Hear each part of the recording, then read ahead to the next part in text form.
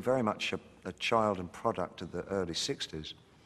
It seemed to me to be terribly exciting and maybe kind of glamorous to be a commercial artist. That's what I kind of thought I wanted to do when I was 12.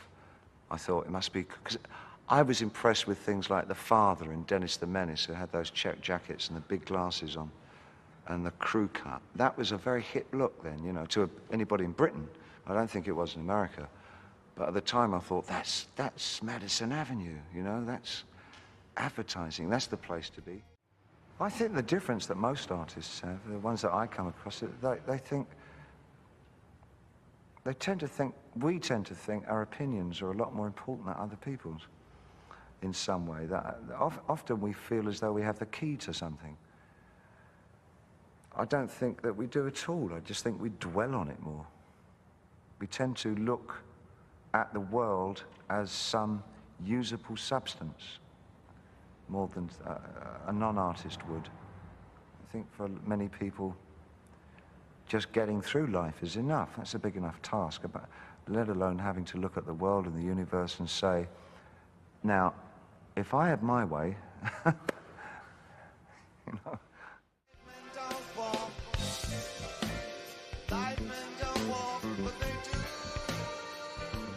The way that I work, I will either be extraordinarily accepted, or otherwise I reach a point where I've got 7 people listening to what I do. I mean, there's never in between, at least. And it's been like that all my life, you know. People have either really accepted what I do, or they absolutely sort of push it away from them.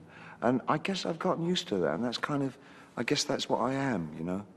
Sometimes I'm useful currency, and other times I'm not. Take it down. Right, but come to an end. 1, 2, 3, 4, out. I guess it's all about communication in some ways. How do you communicate those deepermost feelings that are probably fairly hard to articulate? Well, I suppose since I stopped doing drugs and drinking, I think probably I really prize getting up early in the morning, which is something that happens. I now find, for years now, I've gotten up regularly at 6 in the morning. It doesn't matter what time I go to bed, I still get up, which is not a great thing, actually, when I'm rehearsing, because you rehearse pretty late. But I still get up at 6. I enjoy the fact of seeing the light come up with me, and then utilizing the daylight and what it brings, and the kind of message that it brings. It's a different message from when you're living in twilight hours, and things get very symbolic representationally. If you live through the twilight hours and the early hours of the morning, there's a shadow to your life all the time. Psychologically, you're in the dark as well as physically in the dark. And it's something that I find very uplifting and optimistic and creative about working and being very much in the daylight. If I found myself in some kind of cul-de-sac in the music, I'd break down the problem by actually painting it. I'd try and visualize what the problem was, that the sense of these textures were grating against each other in a way that wasn't admirable. And I try and visualize those textures and paint them, and then find out what was wrong. And then when I'd solve that problem, I'd take it back into the studio.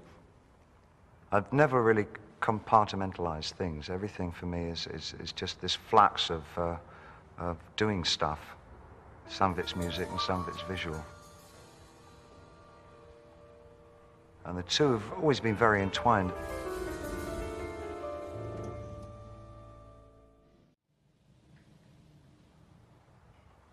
It's going to affect me, whether I like it or not. I'm going to be pained by the people that don't like it, and I'm going to be bolstered by people who do like it. What it won't do is change the way that I work, which is probably the most important thing. But whatever I hear, and people will insist on sending me any criticism, I'll get over it fairly quickly. I'm not thick-skinned, but I'm not thin-skinned either. But I've gotten used to the fact that you just can't please all the people all the time. And I've got no great desire to be loved in a major way by faceless, anonymous crowds. It doesn't really, it's not part of something that I want. Well, there is Yes, never play to the gallery. I think, but you never learn that until much later on, I think.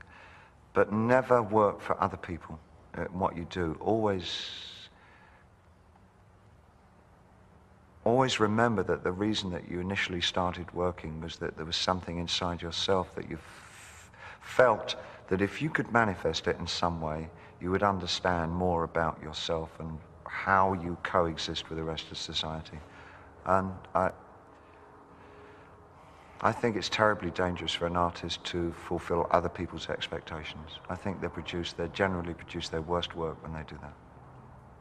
And the other thing I would say is that if you feel safe in the area that you're working in, you're not working in the right area. Always go a little further into the water than you feel you're capable of being in. Go a little bit out of your depth. And when you don't feel that your feet are quite touching the bottom, you're just about in the right place to do something exciting.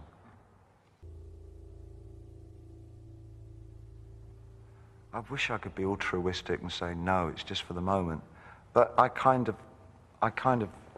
would like to feel, especially in music, I would love to feel that what I did actually changed the fabric of music. And I think I've been very fortunate that I've actually seen it happen within my lifetime. I mean, I've seen music, modern music, change so dramatically over the last 25 years. And I've got a fairly shrewd idea of how much, say, myself and Brian Eno had to do with changing aspects of it, you know. And I'm sure many people from my generation, because it's such a fast event horizon in popular music, many of us have been able to see the changes that we've made, from the Stones to name anybody you would want to, really.